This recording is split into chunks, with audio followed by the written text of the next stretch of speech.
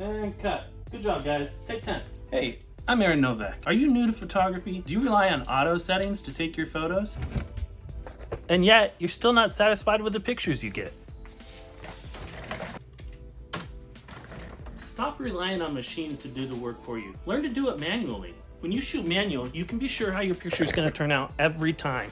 No more guesswork. I know it's intimidating, and you're afraid you're going to miss the shot, but if you just take the time to practice, you'll be better off for it. Trust me, I used to shoot on auto all the time. And although I had a good eye, and I knew how to frame a shot, I just was never happy with the final outcome. So I ended up going to film school.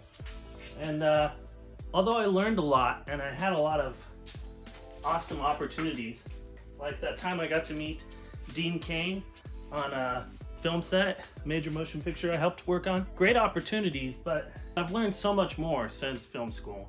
And that was by seeking out people who knew about it and asking them how to do it and watching YouTube videos like this one. I guess what I'm trying to say is that you don't need to go to film school to learn. And if you like, I can be your film school baby. So make sure to subscribe so you don't miss out.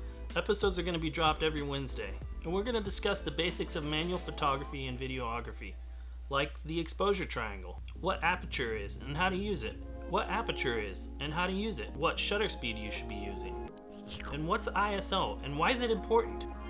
We'll also be discussing things that make a great shot, like framing, what lenses you should use, and shooting macro photography and B-roll. We're going to go over all this and more. I will also be taking some of the questions you guys ask in the comments and turning them into special videos.